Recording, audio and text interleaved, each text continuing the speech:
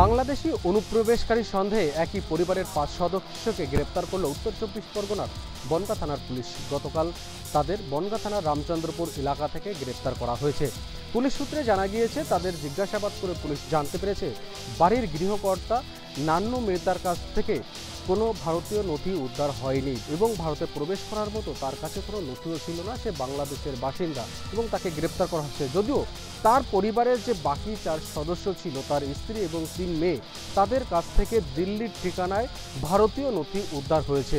পুলিশের প্রাথমিকভাবে মনে করা হচ্ছে যে এই নান্নু বাংলাদেশ থেকে ভারতে এসেছেন। তবে এই যে তার পরিবারের বাকি সদস্যদের কাছে যে দিল্লির ঠিকানায় ভারতীয় নথি উদ্ধার হয়েছে, সেগুলি কোথা থেকে এলো, এই নথিগুলি জাল নাকি তা অন্যভাবে কোনোভাবে দিল্লিতে বানিয়েছে, সেটা তারা খতিয়ে দেখছে। এবং সেটা মনে করা হচ্ছে যে দিল্লিতে যে বাংলাদেশি অনুপ্রবেশকারীদের ধরার যে প্রক্রিয়া চলছে এবং সেই প্রক্রিয়ার যে তৎপরতা বেড়েছে, পুলিশ বাংলাদেশিদের ওখানে দিল্লিতে গ্রেপ্তার করছে, তারপরেই তারা এই বনগাঁর দিকে চলে এসছে। এবং বনগাঁয় কী উদ্দেশ্যে তারা এসছে, এখান থেকে কি তাদের বাংলাদেশে যাওয়ার পরিকল্পনা ছিল নাকি এখানে কোথাও স্থায়ীভাবে থাকার কোনো পরিকল্পনা করেছিল, সম্পূর্ণ বিষয়টি পুলিশ খতিয়ে দেখছে। পাশাপাশি পুলিশের পক্ষ থেকে আজকে ৫ জনকেই বনগাঁ আদালতে তোলা হয়েছে এবং মান্নুকে পুলিশ হেফাজতের চাওয়া হয়েছে।